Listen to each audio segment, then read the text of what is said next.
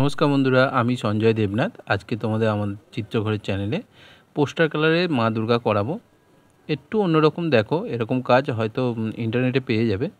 তবে দেখো, শুরু করছি। প্রথমে আমরা শুধু মুখটুকু এঁকে নেবো ভালো করে। ও মিডিলে হয় যেন ভুরু, নাক, চোখ, ঠোঁট যা যা আছে সব মিডিলে থাকে যেন, সেটুকুনি খেয়াল রাখবে। এদিক ওদিক যেন ছোট বড় না হয়ে যায়, এটুকুনি ভালো করে খেয়াল রাখবে।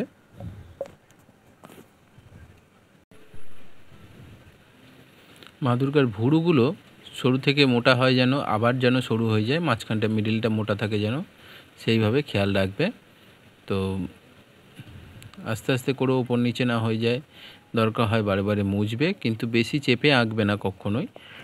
আঁকাটাকে হালকা করে আঁকবে আর সিম্পল রাখার চেষ্টা করবে। যতটা সিম্পলে করা যায় ততটা ভালো। তো মা দুর্গার চোখ নর্মাল মানুষের মতো চোখ করলে হবে না, এর চোখের স্টাইলটা একটু আলাদা হয়। তো ভালো করে দেখে নিয়ে তারপরে করো। ডবল করবে, ভেতরে লালের ঘর আছে হবে, তারপরে ভেতরে একদম মণিতে আছে। তো সম্পূর্ণটা হয়ে গেলে আঁকা, এর তেমন কিছুই করব না, আমরা মুকুট টুকুট আঁকবো না। তাও একটা ড্রাফট দেখিয়ে দিচ্ছি যে মুকুটের ডিজাইন কেমন হতে পারে। তো আঁকাটা অ্যাকচুয়ালি চাপা পড়ে যাবে। তো তোমরা যদি না আঁকতে চাও মুকুটটা, তো মুকুটটা নাও আঁকতে পারো, অসুবিধা হবে না। দেখতে থাকো, আঁকাটা শেষ হোক, তারপরে আমি রঙে বলছি আবার।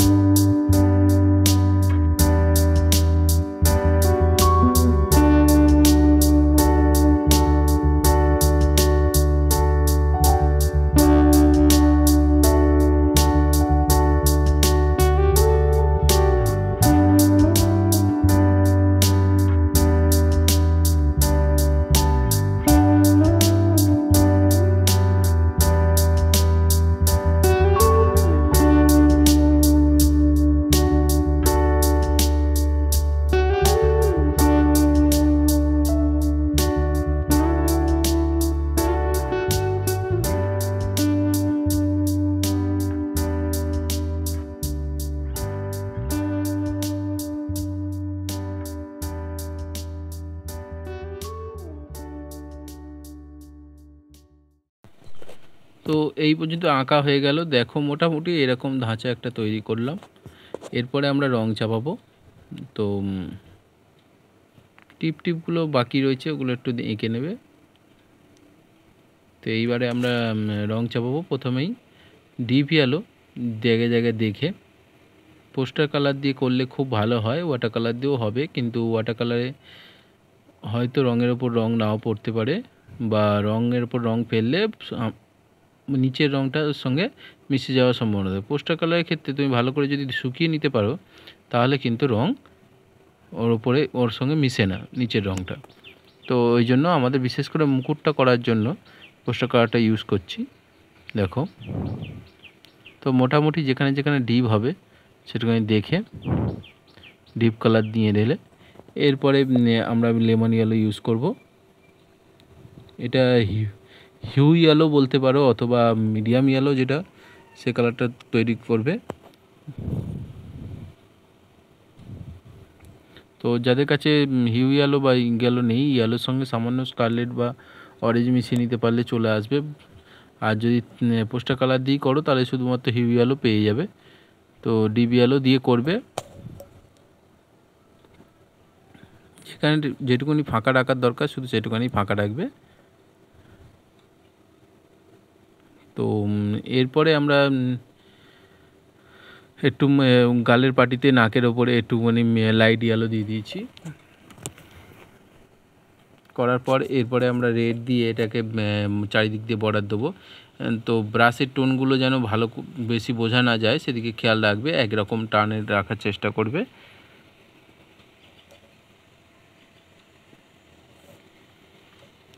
এরপরে আমরা লাল দিয়ে বর্ডার দিচ্ছি।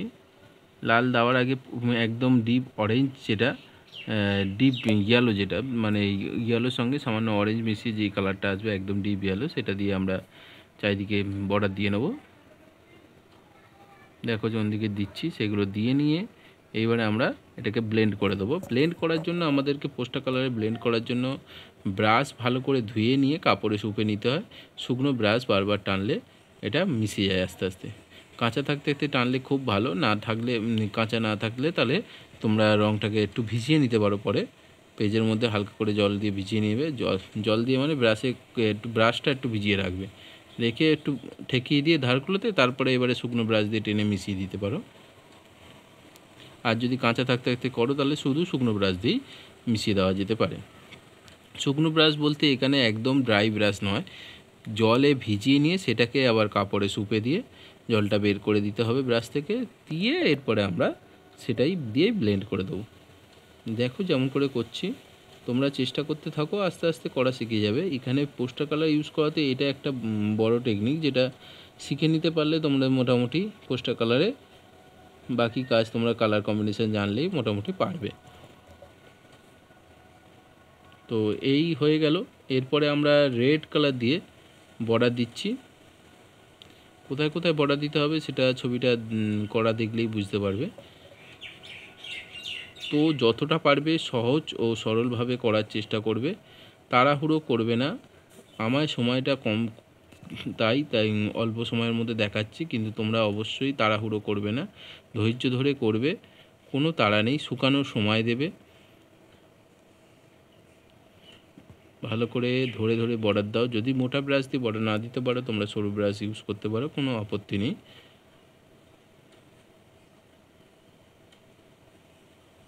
ভালো করে ধরে ধরে যাতে বেরিয়ে না যায় কোনো রকমভাবে সেদিকে খেয়াল রাখবে।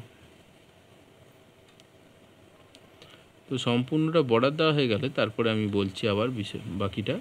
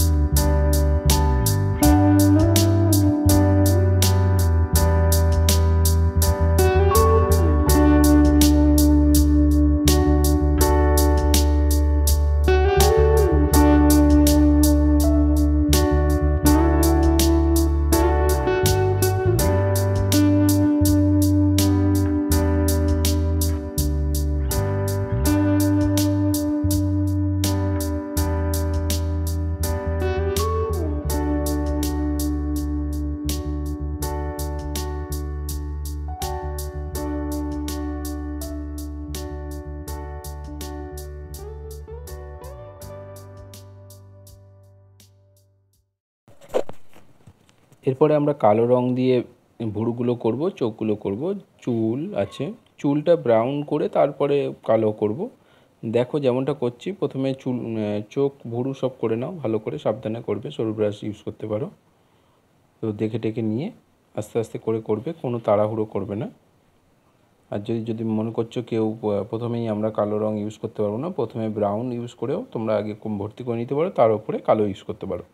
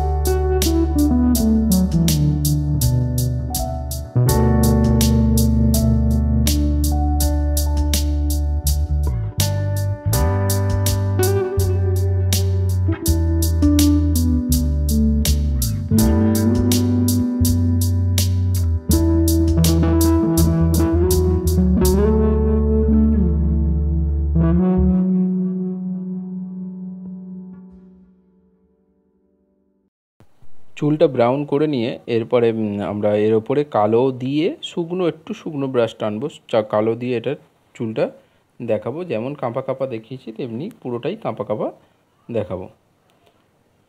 তো এবারে ভালো করে শুকিয়ে নেবো, অবশ্যই একটু শুকিয়ে নিয়ে করলে ভালো হয়, বা একটু কাঁচা কাঁচা করতে পারো, অসুবিধা হবে না। কিন্তু মোটামুটি পুরোটা না শুকাবে না, পুরোটাও আবার কাঁচাও থাকবে না, মাঝামাঝি রেখে এটাকে চুলটা কাঁপি কাঁপি করবে। কোথাও কোথাও একটু ফাঁক রাখতে পারলে ভালো, পরে সেগুলো শুকনো ব্রাশ দিয়ে টেনে মিশিয়ে দিলেই হয়ে যাবে। এটা ক্যামেরায় ভালো বোঝা যাচ্ছে না, কিন্তু সামনে দিয়ে এটার ব্রাউননেস বা বাদামি কালারটা, ব্রাউনটা সেটা বোঝা যাচ্ছে চুলের মধ্যে দিয়ে। হালকা চুলের যেই লাইনগুলো টানা সেগুলো দেখা যাবে, যাতে ভালো লাগে দেখতে। কোঁকড়ানো চুল, কার্লি হেয়ার দেখাবে। দেখো করছি। এরপর আমরা এর চারিপাশে গ্রে কালার করব। ডার্ক গ্রেটা করলে ভালো। চুলটা করার পর আমরা ডার্ক গ্রে কালার করে নেব, নেওয়ার পর তারপরে বলছি।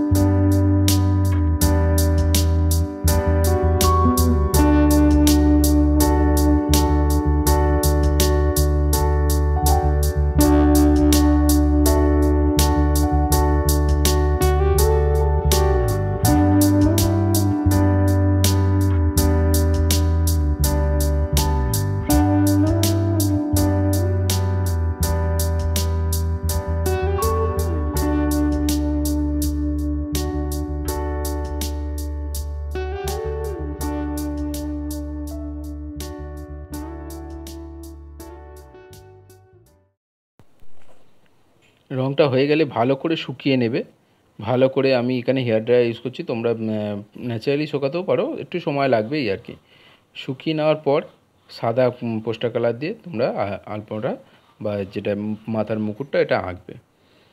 তো ভালো করে করবে, আস্তে আস্তে, কোনো হুড়োপাড়া নেই, ধৈর্য ধরে করবে। তোমরা আগে একটা সাদা কাগজে ডিজাইনটা এঁকে নিতে পারো, তারপরে সেটাকে দেখে দেখে এখানে কপি করতে পারো।